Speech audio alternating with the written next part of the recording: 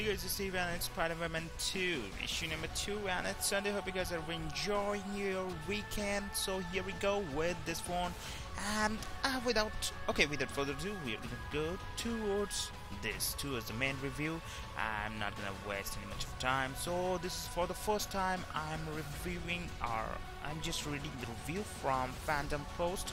Let's see how posted by Chris Beveridge. Okay, how he does review this one. So let's check this out. It's always fun to play the role of a doppelganger. Okay, and beside of that, I'm gonna review that one from the comicbookresources.com. also I'm gonna read the review from that one also, and this is a really good job done by Comic Book Resources. A good review from in this one. Let's get the bad over with first.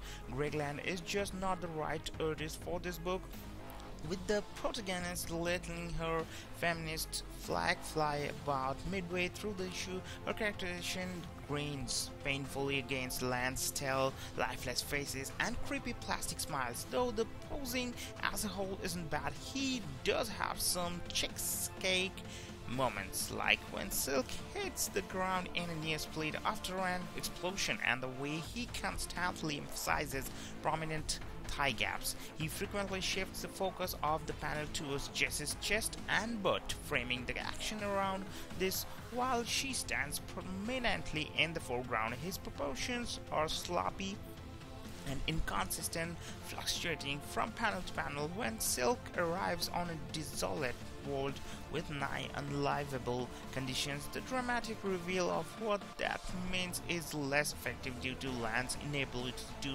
sufficiently portray Silk's terrible coughing fits, and the inherited twins' dramatic recall open upon stepping foot in that universe. So that is a really kind of a pretty much different things, and in this content I had looked forward to getting back to the Spider-Woman character I knew with Jessica Drew, so that the first issue of the series, even with all the noise around one of its variant covers, was definitely well anticipated for me. I just didn't realize that it was going to tie into the Spider-Verse storyline, which I should have. There was plenty of time there to try and grasp what was going on, as I'm not reading that event series, but Dennis Hopeless did a solid job of bringing out the key points to make it accessible and show that Jessica is definitely established and part of a big world of what's going on out there. Granted, I would have preferred something smaller and more personal, but it was just good to see her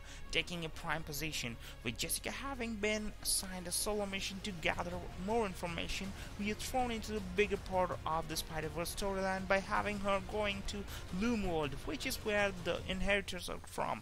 It's an unusual place to be sure, as it seems like it combines a number of worlds that they have dealt with, so it has a mixture of technologies, peoples and species that all seem to get along pretty well.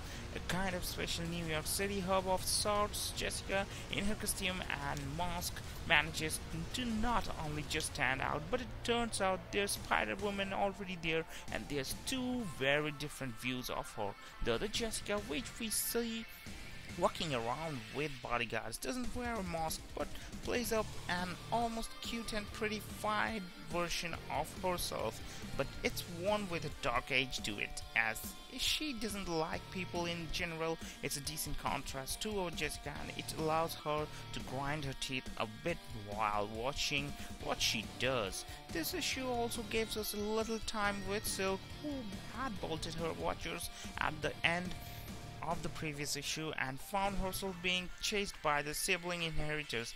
That is really dangerous, and sometimes it's really crazy. She's on the other run and doing her best to survive still across a few worlds, but she ends up briefly at the Loom World as well, which makes for a cute cut but also transfer of devices that puts our Jessica at risk. In the end, it potentially works out well, as when she's chased again back to our 3145, we get a clue or two about what can potentially cause some problems for the siblings, which is one of these important pieces of information that they really need to get back to the main group. It puts Kale in a position of being useful, something I don't think she really has been for a bit, since being put under our Jessica's protection. In summary, I'm still in the somewhat wary camp of this series simply because I'm not invested in the Spider-Verse, but I keep getting drawn into it in bits and pieces. The opening issue helps a lot in being accessible and letting new